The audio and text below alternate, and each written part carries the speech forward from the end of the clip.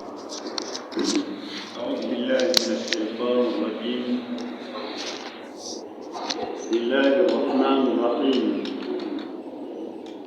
والصلاة والسلام على رسول الله سيدنا محمد وعلى آله وأصحابه والتابعين لهم بإحسان إلى يوم الدين. سبحانك اللهم لا علم لنا إلا ما علمتنا إنك أنت العليم الحكيم. اللهم يا معلم إبراهيم علمنا، ويا مفهم سليمان فهمنا،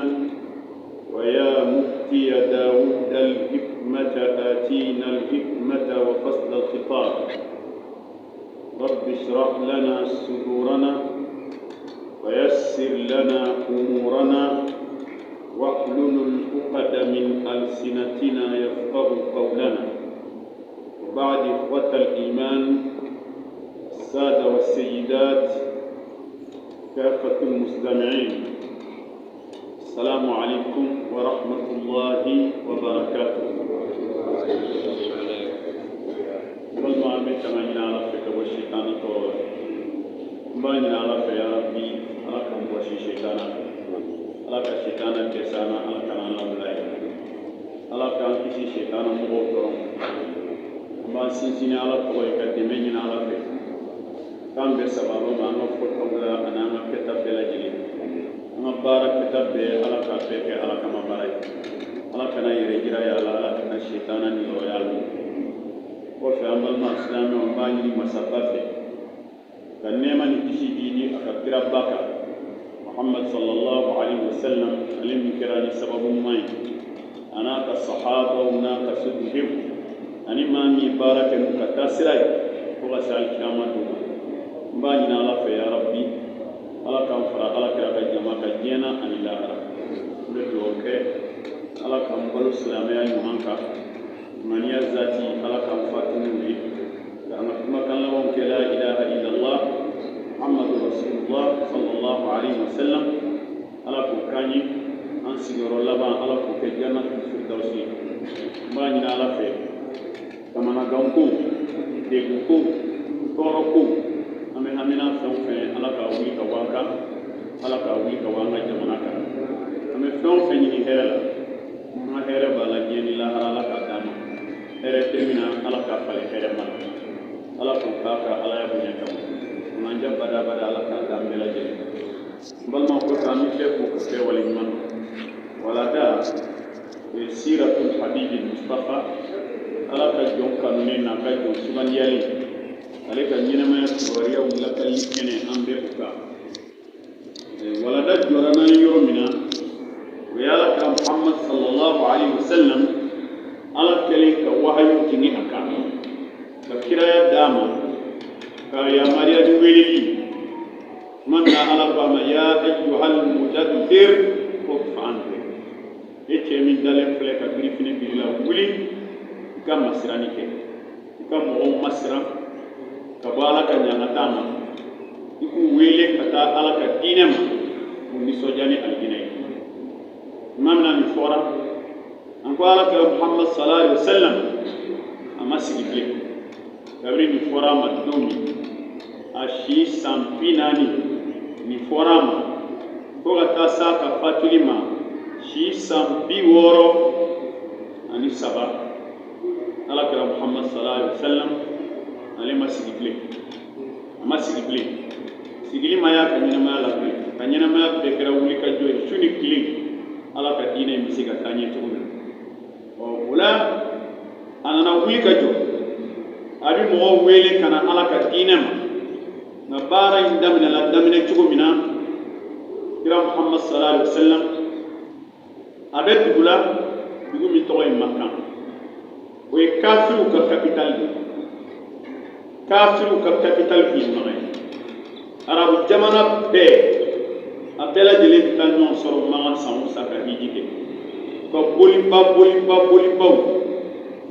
abela dele be ma alkaba indi ko rasul alkaba islamo tay bol ke mesaba ni boli bi wo be ba ko o wala kafiriya yɛrɛ sɛzi ale b'o de bolo o la ni diinɛ wɛrɛ nana min ni kafiriya in tɛ taa sira kelen ye ni girinna k'i b'o da kɛnɛ kan a bɛ kunbɛn dɛ n'a tora ka kunbɛn ni cogo dɔ a tɛ sira sɔrɔ dɛ o la Allahu wal hakim ala de ye kodɔn masa ye o kɔnɔna la alakira Muhammad sallallahu alaihi wa sallam a ye wele daminɛ cogo min na an b'a fɔ o ma ko ad-da'watu sirriya a ye mɔgɔw weleli daminɛ dogo la n y'a dɔn an delila ka nin fɔ a ye adamaden ka diɲɛlatigɛ kosɛbɛ o kosɛbɛ i kan k'a daminɛ dogo la kira yɛrɛ y'o fɔ an ye ista'inu ala qada'i al-hawa'ij bil-kitman fa inna kulla dhi ni'matin mahsud kira ko ka a ye dɛmɛ ɲini ala fɛ an magow dilali la dogo la dɛ a y'a ko dogo fɔlɔ k'a ɲɛɲini n'an taara ye k'a fɔ ko in ɲɛnabɔla sa ma d'a la maa ka ko bɛ nin tiɲɛ bilen a y'a fɔ a ko ɲɔ tɛ k'a k'a dɔn nɛɛmatigi o nɛɛmatigi k'a bɛɛ hasidiyalen nɛɛmatigi o nɛɛmatigi a bɛɛ hasidiyalen kɔrɔ ala ye hɛrɛ kɛ cɛ o cɛ ye diɲɛ kɔnɔ i hasidiya bɛ mɔgɔ la e yɛrɛ miiri tɛ min na fiyewu o de tɛ bɛn i ka hɛrɛ sɔrɔ nana ala kɛra o furakɛ min ye i ka diɲɛ ko ɲɛnɛma o ko ɲɛnɛma a daminɛ dugu la n'a ɲɛnɛbɔla kuma na a fɔ mɔgɔ a tilala ka a fɔ an ye hadisa wɛrɛ la a ko utlubul hawaija bi'iddati nafs fa inna al-umura tajri bil maqadir ko a ye an magow ɲini ni cɛsiri ni dusukun gɛlɛya ye ni fɛn min kɔni ka di ni dara kan k'i jija k'a ɲini k'i seko bɛɛ kɛ ko nka k'an k'a dɔn ko kow bɛ boli ni ala ka latigɛ maa b'i cɛsiri ko dɔ nɔ k'i cɛsiri ɲɛ tɛ sɔrɔ a la k'o kana k'i ma baasi ye ala de m'a latigɛ n'i y'a ye ala m'a latigɛ fana i ka hɛrɛ t'a la dɛ fɛn dɔ ka di maa ye ka hɛrɛ t'a la dɛ ala ko kuranɛ kɔnɔ wallahu ya'lamu wa antum la ta'lamun ala de b'aw ka hɛrɛ dɔn a t'a ka hɛrɛ dɔn a t'a ka hɛrɛ dɔn maa bɛ fɛn dɔ ɲini k'a ɲini misaliya d'i ma i b'i si bɛɛ kɛ ka wari fara ɲɔgɔn kan san 1 san 2 san 5 san 10 ko n ka biriki kura san ko n ka nin san ala tɛ sɔn ko in bɛ taa don fɛn wɛrɛ la min t'o a dɔ la ni min y'a san tile 3 i bɛ accident kɛ i tɛ to diɲɛ na bilen o la ala ye ko in b'o ma ka tila ka na kɛ ko wɛrɛ ye ka hɛrɛ bɛ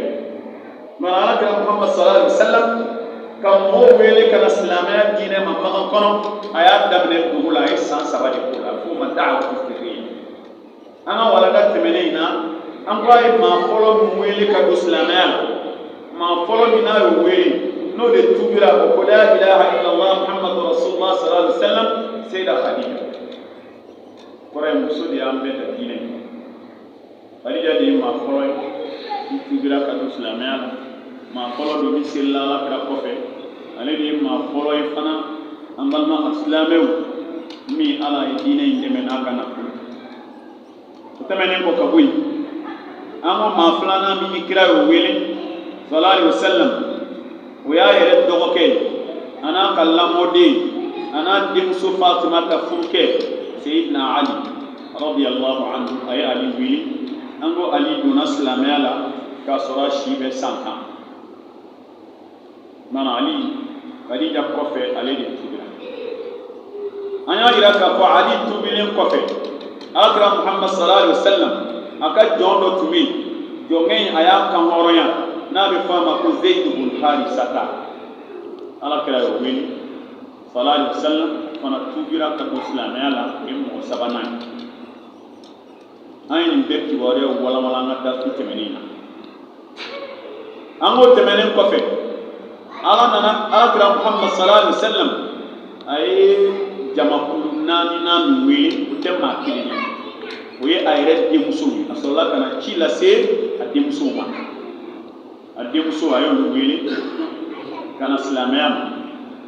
an y'a yira k'a fɔ denmuso 4 de tun b'a fɛ Zeynab o cɛ ye Abul As ibn Rabi'ata ye a y'a wele Kulsum o cɛ tun ye Usmana ibn Affana ye a y'a wele Fatimata ani muso ayo wele Ruqayya fana Fatima o fana ye Usmana bin Affan muso Usmana bin Affan ye ala kira den muso fila ta nka o ma ɲɔgɔn sɔrɔ a kunna dɛ a ye kelen ta o fatula a ye kelen wɛrɛ ta o de la a bɛ fɔ a ma ko du nɔɔrɔtigi fila ka ala kira den muso fila sɔrɔ ka furu ala m'o latigɛ maa si ma ko Usmana bin Affan denmuso filanan fatura don min n ko ala kira ko sahabaw ma ko ni denmuso bɛ maa min bolo i k'a di Usmana ma k'a bɛ maa furu ɲɔgɔn bɔ ko ni sabanan tun b'ale bolo k'a tun b'a d'a ma ko sabanan tɛ yen ni sabanan tun b'a bolo k'a tun b'a di ko nka sabanan tɛ yen kuma la an balimaw Rasulu sallallahu alaihi wa sallam a y'a denmuso wele u donna silamɛya la olu ye kalimatu shahada fɔ tugura a nɔfɛ an ko denmuso naani bɛɛ silamɛya la a bɛɛ furula alakira ɲɛna a bɛɛ ye hijira kɛ ka taa Madina alakira nɔfɛ sallallahu alaihi wasallam nka saba fatura ka kɔn alakira ɲɛ kira fatura kelen tɛ bolo n'o ye Seyida Fatima ye kalo 6 o fana taara alakira alakira denw se k'a fɔ a ye denkɛ cɛ 3 ɲɔgɔn na ni denmuso 4 denkɛ cɛ 3 bɛɛ fatura fitinin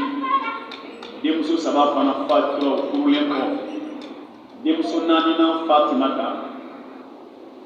o de ye alakira fatura k'o de to balo la alakira bi fatu don min a kasira kira ko k'a k'a kun suli a y'a kun suli kira k'a ma ko kalo 6 de bɛ nin cɛ ni bɛ sɔrɔ a bɛ hinɛ la ye kalo 6nan don Fatimata fana fatura an balimaw ninnu bɛɛ lajɛlen tuubilen kɔfɛ nin bɛɛ bɛ ka kɛ dogo la nin bɛɛ bɛ ka kɛ dogo la nin bɛɛ bɛ ka kɛ dogo la a bɛ fɔ ninnu de ma ko as-sabiquna as-sabiqun ulaika al-muqarrabuna fi jannati an-na'im maa minnu ye kɔni kɛ ka taa hinɛ alakira Muhammad sallallahu alaihi wasallam nin y'a yɛrɛ ka dukɔnɔmɔgɔw a tilalen ninnu na a nana miiri n'an ka mɔgɔ jumɛn wele ka na diinɛ ma nin kɔfɛ a miiriya taara jigin Abubakar Siddiqi la as-Siddiqul akbar Seydina Abubakar Siddiqi alakira miiriya nana jigin ale de la ko k'a sababuya kɛ mun ye Abubakar Siddiqi alakira kanuɲɔgɔn kun don alakira teri kun don sallallahu alaihi wasallam ali ka kɔn silamɛya ye ali ka kɔn silamɛya ye Abubakar Siddiqi maa ba kun don Kureshi kɔnɔna la maa kun don a kanunen don Makanka bɛɛ lajɛlen fɛ ka d'a kan maa jogo ɲumantigi don maa ladabulen don maa don a bɛ s'a yɛrɛ Makan waritigibaw ka barokɛyɔrɔ tun ye Seydina Abubakar Siddiqi ka yɔrɔ de Makan kodɔnnabaw ka barokɛyɔrɔ tun ye Seydina Abubakar Siddiqi ka yɔrɔ de Seydina Abubakar Siddiq dɔnni damadɔ tun bɛ yen ko Ala y'o d'a ma a tun b'o dɔn kojugu ilmu taarikh adamadenya taariki dɔnni Ala kun y'o di Seydina Abubakar Siddiqi ma ilmul ansar adamadenw bɔkolo dɔnni Ala kun y'o di Seydina Abubakar Siddiqi ma n'i ko a ma k'e bɛ bɔ ni arabu kabila in na a b'a fɔ i fa ye joli n'i y'o fɔ a b'a fɔ o bɔra nin na aw yɛrɛ ka kabila laseli ye karisa de Abubakar kun b'o de donc ilmul ansabi ka mɔgɔ bɔkolo dɔn a bɔra maa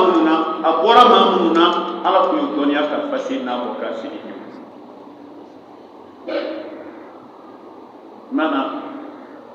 maa basigilen kun don maa ladabulen kun don maa jogo ɲuman kun don maa hakili sigilen don a fana sen tɛ kafiriw ka manamana kow la kabira kafiriya tile ani Alakira ye ɲɔgɔn kan sallallahu alaihi wasallam kira Muhammad sallallahu alaihi wasallam a nana ka na wele lase Abubakar ma Abubakar fana a ye Alakira ka wele jaabi sallallahu alayhi wa sallam. O de la u b'a fɔ ko Seydina Abubakar Sidiki ko huwa awwalu man amana bin nabi min ar-rijal al-ahrar wal ashrar. Ko Seydina Abubakar Sidiki magan cɛw la cɛw hɔrɔnw na maa min tuubira. Yɔrɔ Seydina Ali tun bɛ jate denmisɛnninw fɛ, ko Zeyd ibn Harisa ta bɛ jate jɔnw fɛ. O de la ko magan cɛw hɔrɔnw na min tuubira, min kɛra maa fɔlɔ ye ka tuubi, o ye Seydina Abubakar Sidiki. Nka ka tuubi fana ni mɔgɔ tɔw ta ma kɛ kelen dɛ. Alakira ko sallallahu alaihi wasallam ma da'awtu ahdan ila al-islam illa kanat 'indahu kabwa wa taraddud wa nadar illa Aba Bakrin ma akar. Alakira ko ne man kisibama k'ale ma maa si wele kana silamɛya diinɛ in ma, a ma maa si wele kana silamɛya diinɛ in ma. Kɔrɔ ye a ka dukɔnɔmɔgɔw bɔlen kɔ a la, a ma maa si wele kɛnɛma kana silamɛya ma, ko f'i k'a sɔrɔ a tigi sigasigara dɔɔni. Dɔw yɛrɛ ko t'a to n ka hakili jagabɔ dɔɔni. A tigi sigasigala, walima a tigi y'a ɲini a b'a hakili jagabɔ, a bɛ miiri fɔlɔ n'a ni doni ka kan walima ni doni man kan. Ko fo n'a bɔra Seydina Abubakar kelen na,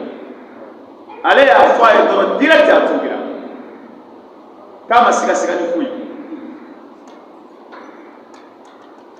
Dara ka mun na Ala y'a sugandiya k'a dusukun dilan ka bɛn na maa min kun a dusukun kun ka ɲi. Sahabaw yɛrɛ ko ten ko Abubakar y'u dan, k'a m'u dan ni seli caman ye, a m'u dan ni sun caman ye, a m'u dan ni jaga caman ye, komi a y'u dan a dusukun kun ka ɲi u bɛɛ ta ye. Ala tun ye Abubakar sɔn dusukun na. A bɛ fɔ dusukun min ma ko al-qalbu salim, dusukun kɛnɛma, maa juguya t'a dusukun na. Ala ye siran bɛ dusukun na, dusukun ka sanu, yɛrɛmajigi b'a la, a t'a fɛ a ka dɔn, a bɛ ko kɛ a t'a fɛ a ka dɔn k'ale y'a. Mais la Seydina Abubakar Sidiki, Alakira Muhammad sallallahu alaihi wa sallam a ko k'ale ma maa si wele kana nin diinɛ in ma f'i ka taa sɔrɔ a tigi sigasigala dɔɔni walima a tigi ye hakili jagabɔ kɛ dɔɔni. Ko fo n'a kɛra Seydina Abubakar Sidiki ko a ma sigasiga,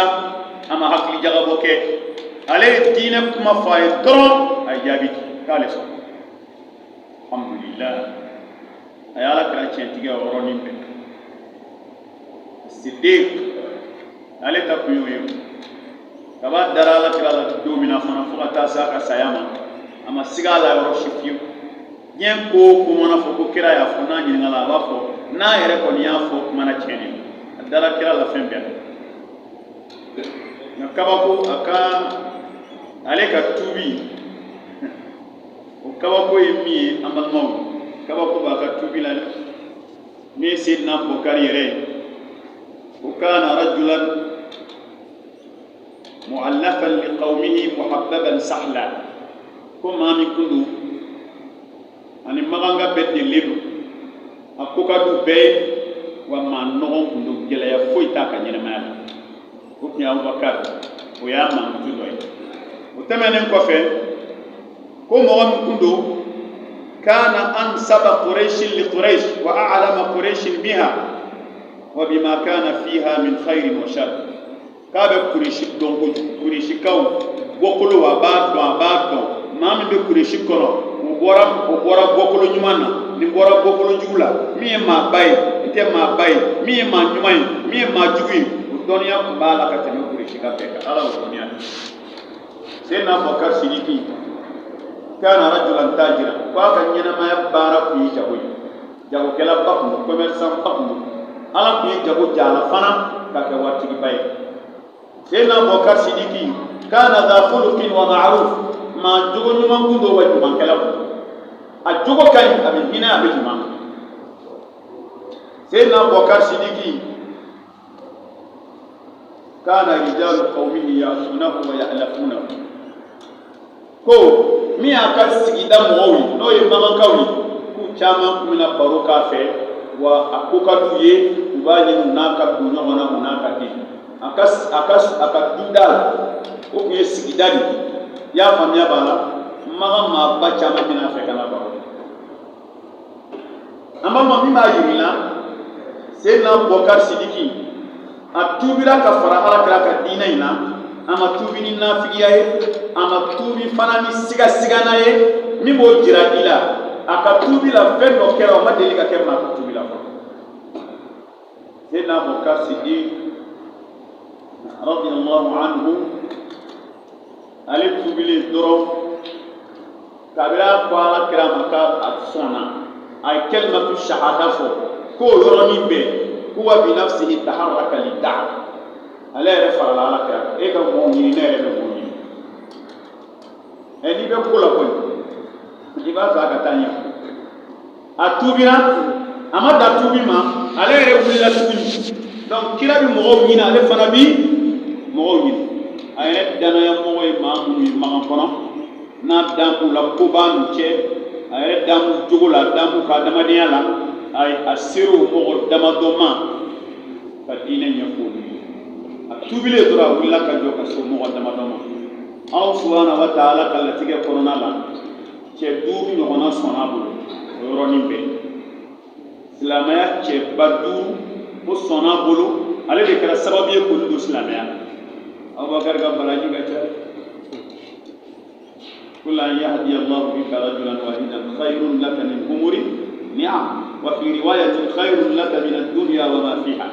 ما كلن درون أنا كيني سبابا بين إذا كسبب يكاب ما كلن دو سلامي على كو هيرك بيكا كتمجينا كنو فهم بيلا جليكا ناو وكاب تبلا درانا ناني مادوري أما دورو تم مادورو كوانسان دي أما دورو بي ما با إسلامي أكو وچتام من توغنا نكو ألا يفارو مبيد على جننا الكيامة دو أما دورو بي مكو don ma o fo bi Abubakar kan ngania numaya di tira ko ni ngania nye ka fenke ko ala be sala sal ma folo mi tubra Abubakar bulu we Usman ibn Affan ma baya dam Usman ibn Affan alif Abubakar de ya alif folo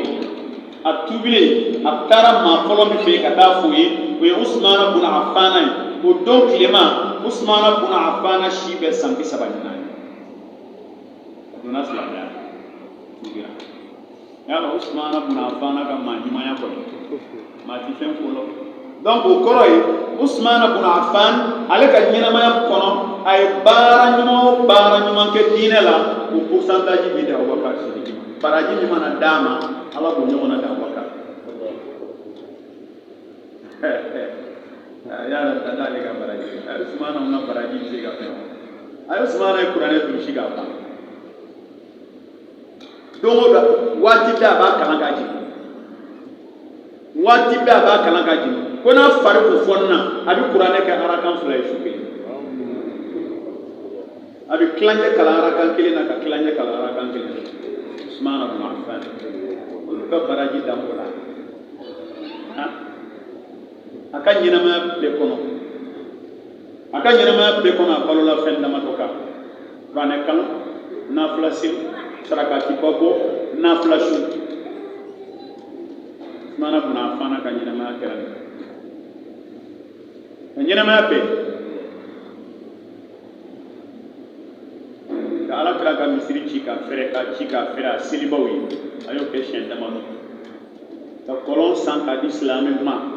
ka ji min ala jati kama Usmana ibn Affan a y'o kɛ ka ɲaamɛ jɔ ɲaamɛ ba kelen a ka marchandise nalen ɲaamɛ ba kelen kɔngɔ bɛ silamɛw la ɲaamɛ ba kelen k'a fɔ Abubakar Sidiki ye ni ɲaamɛ ba kelen dumuni o dumuni b'a kɔ k'a y'a bɛɛ tilan fantanw ni ɲɔgɔn cɛ n y'a di Ala ma lahara don n bɛ taa sara sɔrɔ Usmana ibn Affan de i n'a fɔ sisan an bɛ gɛlɛya la commerçant dɔ k'a fɔ ko remorque ba kelen nana n'a ye a y'a tila silamɛw ɲɔgɔn an bɛ taa o t'o kɛ dɛ i b'a prix yɛlɛ de i ma si ma prix yɛlɛ n'anw tɛ kelen ye lahara an bɛ taa jɔ yɔrɔ jumɛn yo te ube tono ulu be tono mi be tono ka kiri moy nyana Usmana ka nyame bakele na ko aya so ko mo be madina kawla ko mo de madina kawla ya sura la kira te bololo sidna Abubakar ka wala kiri ko mo be madina kawla commerçant kiri na fa be fe ko Usmana ita siga ma na dumawa a siga ma an bana ka sig an ga do soro tono la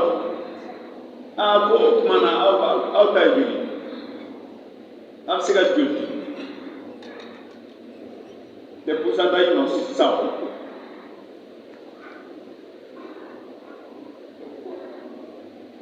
ako tumala keme o keme am siga julti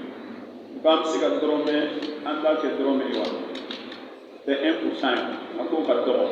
ko drome fla ako ka do drome saba ko ka do drome nani ko ka do drome duru ko do ko ako Usmana ko kon ka do pa man no ako ko Usmana ko do koni be ko ne ka dale ma le bi tono mi de ka cha duwi ko Madina commerçant be o te ni be ma mi ka to fa ni Usmana kuma ko ala ma fa innamal hasanatu bi ashri amsalha aw ka bi duwi de ma ala ko ne ka nyuma kilo ka bi kandia barajila se ka double ka ta fo keme wolobla ata ka du to akun nyeni bakele ni nyame bakele na komine nya be di alama ka ta sara mine la aw ka war ko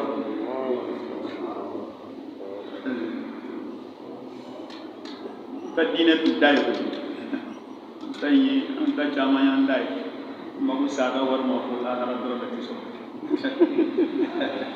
ala ka ki nyuman dama ko Usman ibn Affan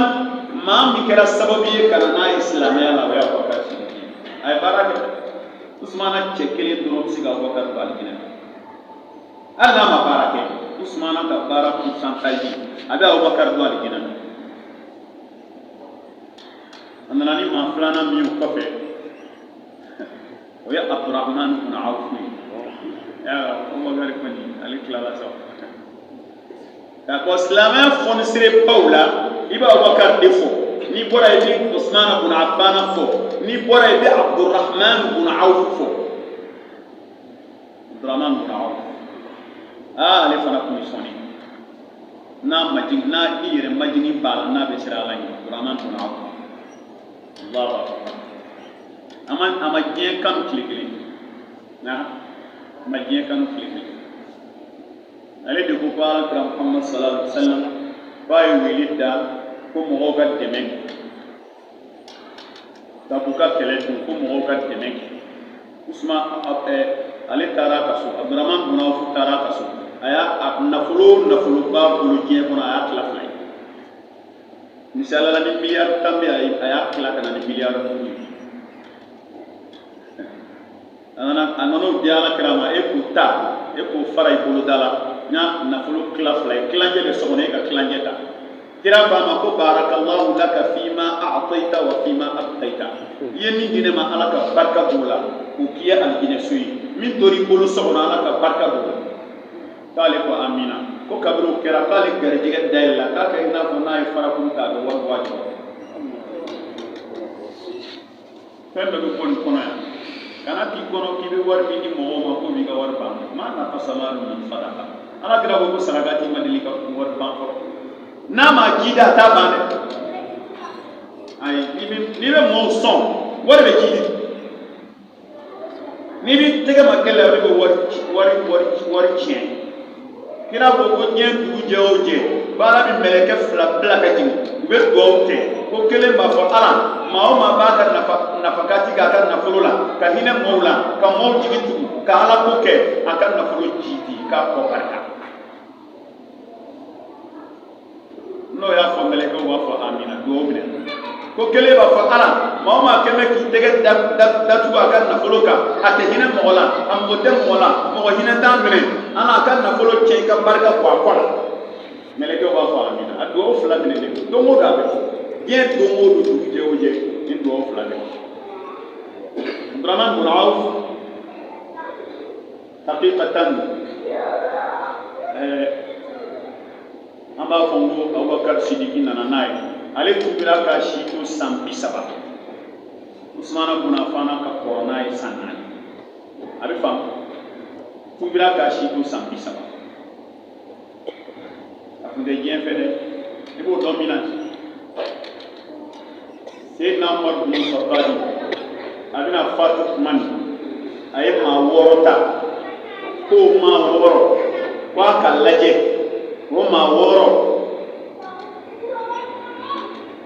ko ka maa 1 ta o la ka kɛ silamɛw ka ɲɛmɔgɔ ye o maa 6 nalen ɲɔgɔn sɔrɔ yen maa fɔlɔ min ko k'ale kɔni t'a la o ye Abdurahmani bin Awf ne kɔni t'ale kɔni ti k'a ye ale kɛlen ka fa ti k'a ye tuma min tɔw bɛɛ lajɛlen sɔrɔla k'a fɔ ko tɔw bɛ yɛrɛ bɔ fo k'a tɔ to Ali ni Usman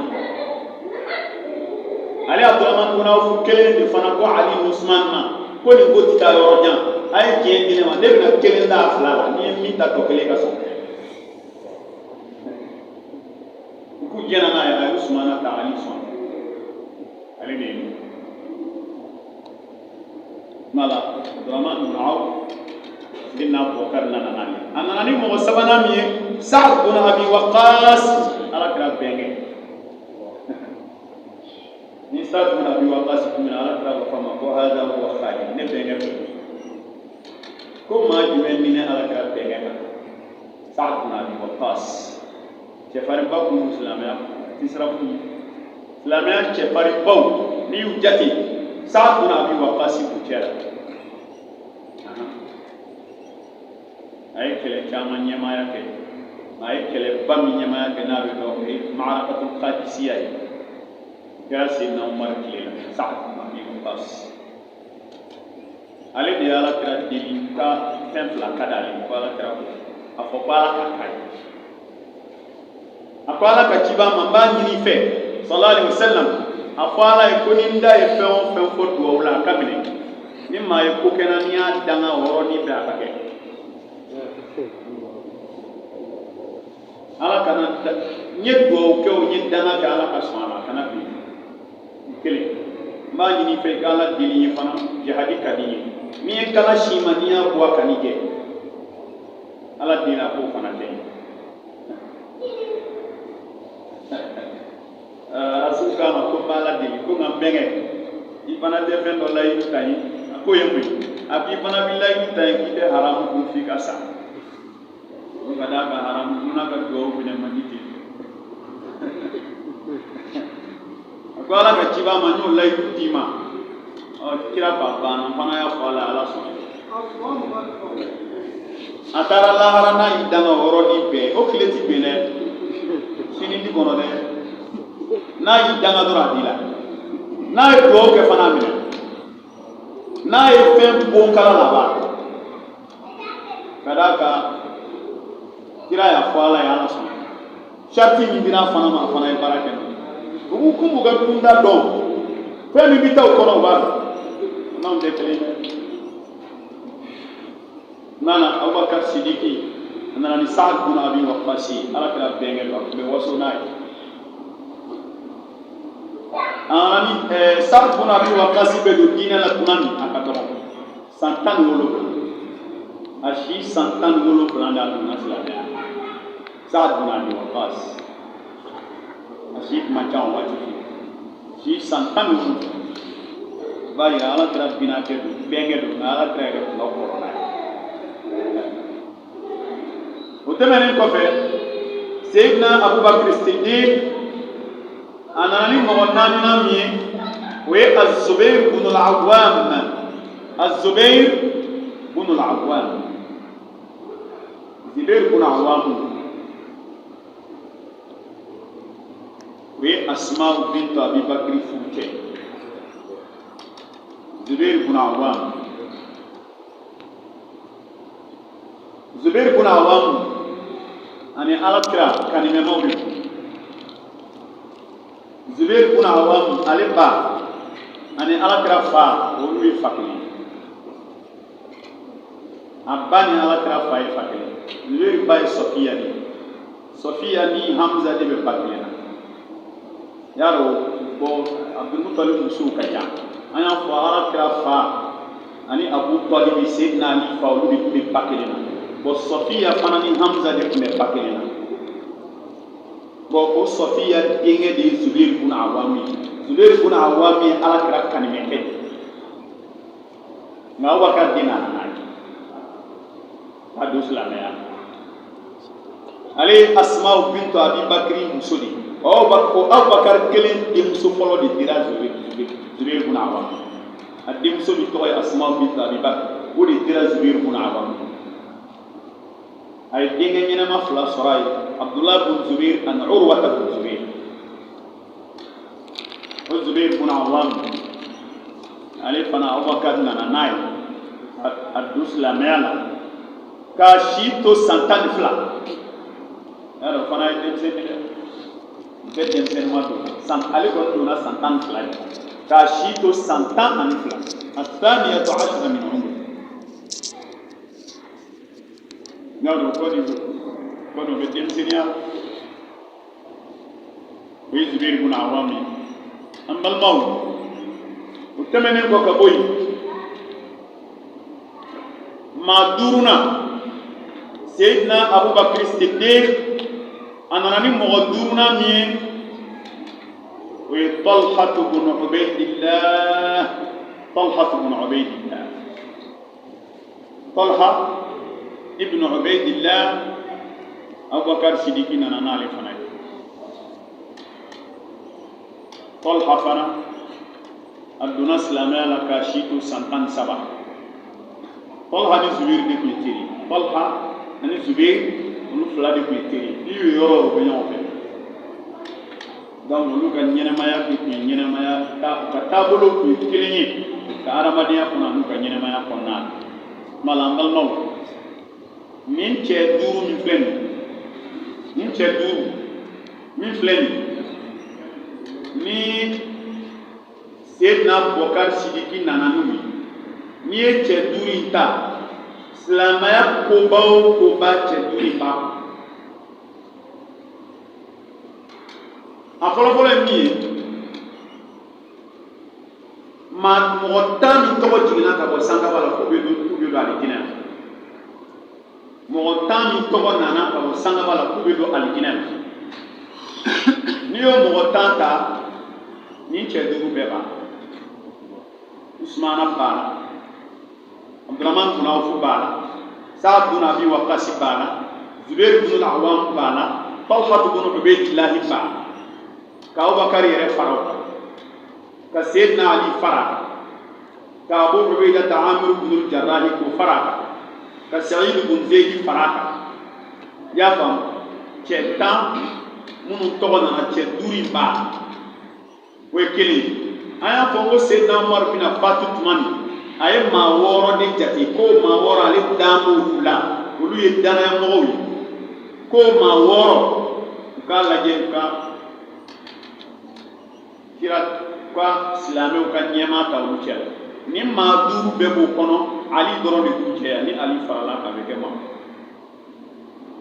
Usman ibn Affan Ali ibn Abi Talib Abdurrahman ibn Awf Sa'd ibn Abi Waqqas Zubair ibn Awam Talha ibn Ubaydillah Umar ye ni cɛ 6 de ta a y'u lajɛ a ka maa 1 ta ka kɛ silamɛw ka ɲɛmaa b'a yira ko Abubakar a ka sugandiyali ɲɛna fo ka taa fɔ a ka sugandiyali ɲɛna nka o ma kɛ dɔwɛrɛ kama a ŋaniya de ka ɲi Seydina Abubakar Sidiki a ŋaniya ka ɲi o tuma la an balimaw ninnu minnu jatelen filɛ nin ka fara Alakira ka denbaya kan ninnu de ye maa fɔlɔ ye minnu n'olu donna silamɛya la u b'a fɔ ninnu de ma ko a dufatul ula o de ye jamakulu fɔlɔ min tubira o ye ninnu jamakulu 2nan bɛ yen jamakulu 3nan bɛ yen nka ninnu de ye jamakulu fɔlɔ ye diɲɛ yɛrɛ kɔnɔ minnu ko la ilaha illallah o jamakulu fɔlɔ o ye ninnu ni cɛ 5 ka fara Ali kan ka fara Zayd ibn Harisata kan ka fara Khadijatu kan ka fara Alakira denmuso 4 kan ka fara Alakira yɛrɛ kan sallallahu alaihi wasallam nala n'i y'a jateminɛ mɔgɔ 10 ni kɔ denmuso 4 n'o farala Ali kan o kɛ 5 ye Khadija b'o kɛ 6 ye Zaid ko ke wolonfila ye ala kira yɛrɛ b'a kɛ 8 ka fara ninnu 5 kan maa 13 maa 13 de ye diɲɛ silamɛ fɔlɔ ye maa fɔlɔ minnu tuubira ka don silamɛya la o ye ninnu a fɔ ninnu ma ka dufa al-ula génération fɔlɔ jamakulu fɔlɔ minnu tuubira n balimaw jɔnni nana n'u ye Seydina Abubakar Sidiq ale de nana n'u ye laadiriya kama yɔrɔ in na an kan ka jɔ an balimaw ka hakili jigin dɔ kɛ parce que kibaru fɛn dɔ b'an ka jamana kɔnɔ sisan hali o don ni maa min bɛ fɛn lajɛ ni maa min bɛ don sitiw kɔnɔ ka lajɛli kɛ an b'a ye an ka karamɔgɔ dɔ bɛ yen kuranɛ dɔnnaba don Usman Salihu Tarawele a ye kuranɛ dɔ jira traduction dɔ en français ko kuranɛ in ko mɔgɔ kana kalan ka d'a kan kuranɛ in dilanlen don mɔgɔw fɛ minnu ko alakira Muhammad sallallahu alaihi wasallam ko kira laban tɛ bon u sera aya dɔ ma u bɛ k'o yɔrɔ interprétation kɛ kosɛbɛ k'o ye dalu ye k'a jira k'a fɔ alakira tɛ kira laban ye kira wɛrɛ min na mais u ye tɛmɛ k'a kɛ faransɛ kɛ bon nin ka teli ka tubabu kalannaw de kunkolo minɛ ka d'a kan u b'a dɔn ka kow sɛgɛsɛgɛ o ka d'olu ye donc n'olu y'a kalan dɔrɔn ka traduction kalan dɔrɔn ko tu vois u ma nin fɔ an ye karamɔgɔ u ma nin fɔ an ye u dogo an na u ma dogo i la dɛ tiɲɛ de tɛ min tɛ tiɲɛ ye o bɛ f'i ye o min ye tiɲɛ ye o bɛ f'i ye o min tɛ tiɲɛ ye o bɛ f'i ye o tiɲɛ de tɛ donc o yɔrɔ min ala kira ye kira laban ye problème foyi t'o la o tɛmɛnen kɔfɛ jamakulu wɛrɛw bɛ yen minnu bɛ ka Abubakar bɔ a la pewu an balimaw siga tɛ min na kana siga o la dɛ n'a Abubakar ma don alijinɛ la maa si tɛ don bilen ayi o kan to siga na kelen dɛ ni Seydina Abubakar ma don alijinɛ la maa si tɛ don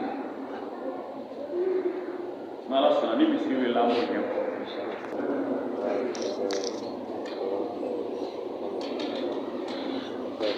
السلام عليكم ورحمة الله وبركاته من مالك عن رسول يا رب يا رب سوي منفعين دين فهم يكون مالك عن وعين كيف تقول عن دلني نوي أبو بكر الصديق دوني دنو بلا جلين بيناتا كل نبي من كفر كلا كفر ni nabi ɲuman bɔra ye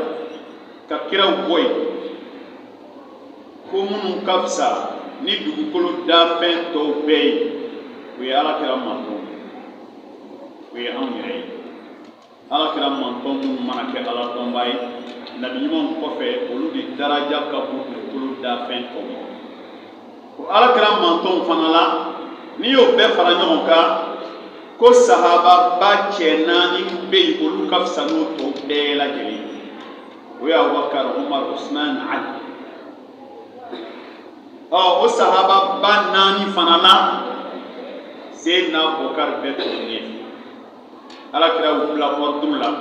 ka Abubakar kɛ fɔlɔ ye ka Umar da o kan ka Usman da o kan ka Ali bila laban wa Abubakar Sidiki a ka alijinɛ na denw siga t'a la dɛ hadisa sahalenw nana min b'a yira an bɛ don alijinɛ na a fɔlɔfɔlɔ ye min ye Seydina Jibril a jiginna ka na se alakira ma sallallahu alaihi wasallam a ko ala ka ciba ko ala subhanahu wa ta'ala ko ka foli k'i ye ko a ko cɛ 10 bɛ yen ko k'a f'i ye k'olu bɛ don alijinɛ na ko ye alijinɛ denw don kabini diɲɛ na yan o cɛ 10 a ye Abubakar fɔlɔ de tɔgɔ Seydina Abubakar Sidiq ko ye fɔlɔ ye Usman bin Affan ko ye filanan ye Ali bin Abi Talib Umar bin Khattab ye sabanan ye Ali bin Abi Talib ye naaninan ye Abu Ubaida Amir bin Jarrah ye duurunan ye Abdurrahman bin Auf o ye wɔɔrɔnan ye Sa'ad bin Abi Waqqas o ye wolonfilanan ye Az-Zubair bin al-Awwami o ye seekinan ye Talha bin Ubaydillah o ye kɔnɔntɔnnan ye Sa'id bin Zayd o ye tan ye.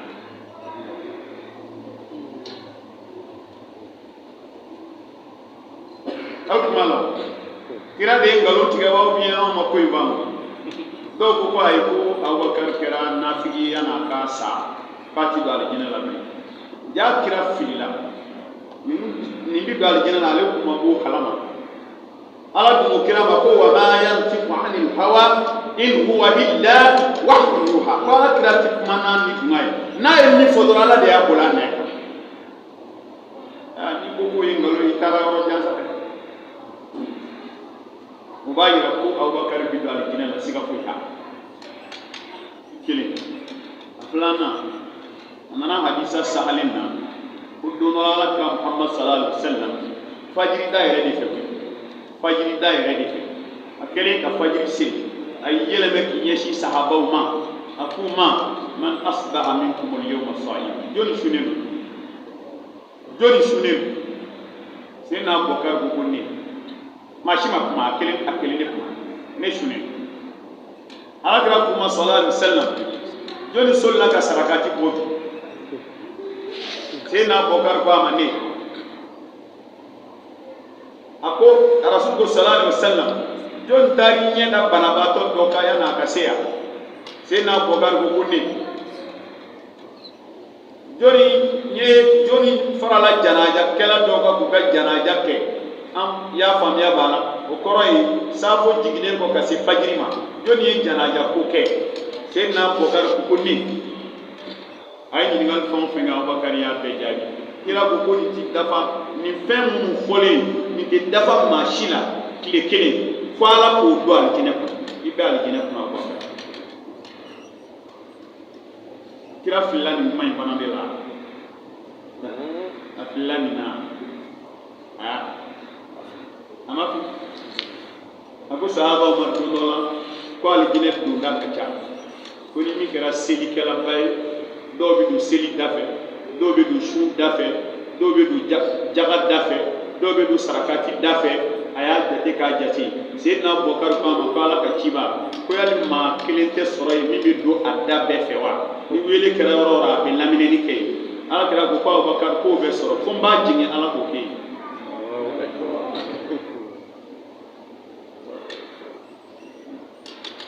kira filila nin fana na rasul sallallahu alaihi wa sallam a ko Abubakar sigilen don ale yɛrɛ ala kira bɛ yen sahabaw bɛ yen a ko ma nafa'ani malu Abi Bakr ko maa si ka nafolo ma ne ala kira nafa i n'a fɔ Abubakar ka nafolo ye nafa tun a ko a sigilen filɛ a ka nafolo ye ne nafa dɛ a ye nafa a ye ala ka diinɛ na Seydina Abubakar kasila a ko ala kira a ko la a ko kana nin fɔ a ko ne Abubakar ni n ka nafolo a bɛɛ ye ta ye a bɛɛ ye ala ta ye n'an ye min k'o la o ni fɔli man kan n'an ye min k'o la o ni fɔli man kan rasul sallallahu alaihi wa sallam don dɔ la a y'i kanto sahabaw cɛ la a ko ma li ahadin alayna min yadi illa kafa'nahu alayhi illa yadu Abi Bakr fallahu yukafi a ko maa si ma ɲumankaw ye diinɛ in kɔnɔ fo an y'i sara a ko nka ala Abubakar kɔni a sara k'an bolo ala ye k'ale sara maa si ma ɲumankan ye diinɛ in kɔnɔ fo an y'i sara a ko nka ala Abubakar a sara t'an bolo e k'ale sara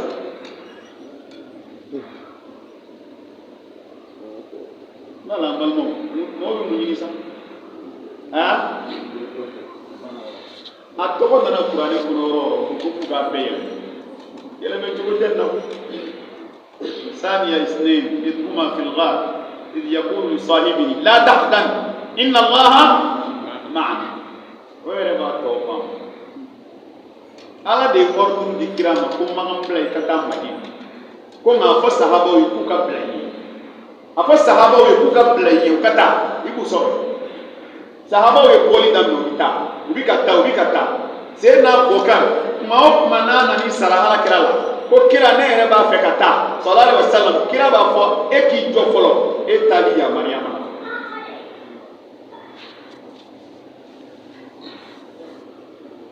sahaba bɛɛ sira minɛ bɛɛ taara fo n'a kɛra maa minnu lafulen don u ma sira sɔrɔ ɲinɛ sahaba bɛɛ taara Madina bɛɛ taalen kɔ Ala kɛra bɛna hijira kɛ don min Seydina Jibril jiginna k'a fɔ kira ye c'est-à-dire kuma in bɔra k'a fɔ Abubakar yɛrɛ a yɛrɛ ye fɛn dɔ faamu n'i ye nin dɔrɔn i b'a sɔrɔ ne ni Ala kɛra bɛ taa ɲɔgɔn fɛ a yɛrɛ taara ka taa ɲaamɛ 2 san ka n'u bila ale ni Ala kɛra ka yɛlɛ ka ɲaamɛ kira ni yɛrɛ kelen ale ni yɛrɛ kelen u sera a ka so Jibril jiginna ko Ala ka ciba Ala k'i ka hijira kɛ su in na ko wa k'i ni Abubakar ka taa ɲɔgɔn fɛ k'i ka hijira ye su in na i bɛ bɔ su in na ko mɛ kelen tɛ taa dɛ k'i ni Abubakar taa ɲɔgɔn fɛ ale y'i taama ɲɔgɔn fɛ ba ka taa ɲɔgɔn fɛ ordre bɔra Ala de yɔrɔ recommandation divine Ala de ko ten ko a ka taa k'i kana taa k'a to dɛ o tuma sahaba tɔw kun bɛ yan taara Ala t'olu tɔgɔ dɔn de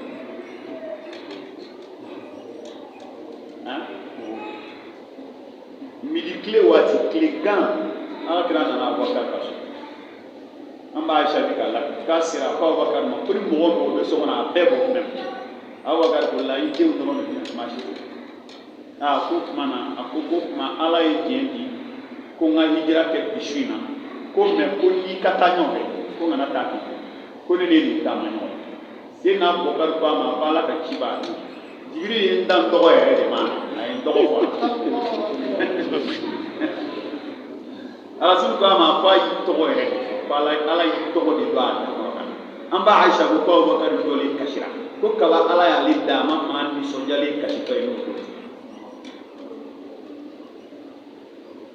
mɔgɔ ni Abubakar tɛ kelen sa n'a fɔ i gosi ale la i bɛ la Ala ye maa min bonya wala ale kɔni alhamdulillah a ye jɔyɔrɔ min kɛ diinɛ in kɔnɔ maa tɛ se k'a ka jɔyɔrɔ kɛ n'a y'a sɔrɔla nabi ɲumanw kɔfɛ ko nabi ɲumanya daraja bi di maa ma a tun bɛ di Abubakar a ye baara min kɛ diinɛ in kɔnɔ a jɔra dɛ a jɔra fo ka taa fɔ f'a jɔra n bɛ nin bɛɛ fɔ mun kama ka d'a kan fiɲɛ juguw bɛ ka ca an ka jamana kɔnɔ ne dun ka kalan ma taa yɔrɔ la ni sama ka gɛrɛ o la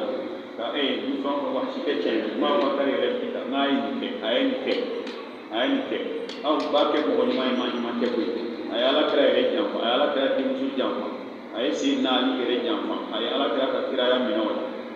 kuma ninnu ye kumaw ye balimakɛ i jaabi yɛrɛ la Imam Hasan al-Basri a ye kuma dɔ fɔ a ka kuma in ka kɛnɛya dan ye a ko sahabaw ni ɲɔgɔn cɛ kɛlɛ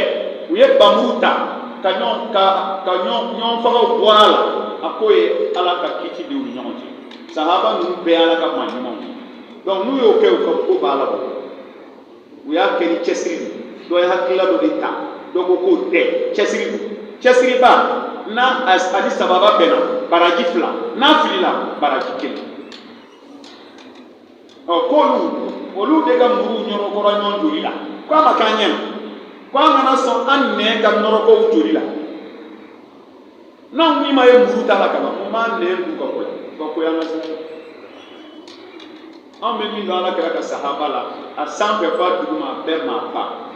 maa ba a bɛɛ limaniya jɔn a bɛɛ maa kunnawdi a bɛɛ kunna ka di Ala jɛnna a bɛɛ ma radiyallahu anhu Ala jɛn'u ma bi don alijinɛ anw ka kuma fɔ an kuma ka dan yɔrɔ min o ye yan ni fɛn wɛrɛ y'o kɔfɛ an don kira ka sahaba bɛɛ a cɛman n'a musoman a bɛɛ maa ɲuman a bɛɛ limaniya jɔn a bɛɛ Ala danaya ba wa Ala jɛn'u bɛɛ ma bɛɛ bɛ don alijinɛ an y'o de minɛ Ala kira la wa an balo de kan an bɛ sa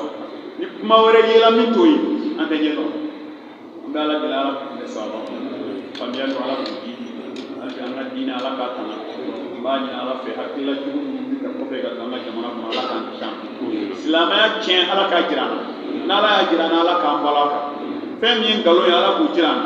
na n'Ala y'a jira an na Ala k'a to an k'an yɔrɔ janya nkalon la Ala kana sabati an dusukun na Ala k'o k'a ka Ala ya bonya kama wassalamu alaikum wa rahmatullahi wa barakatuh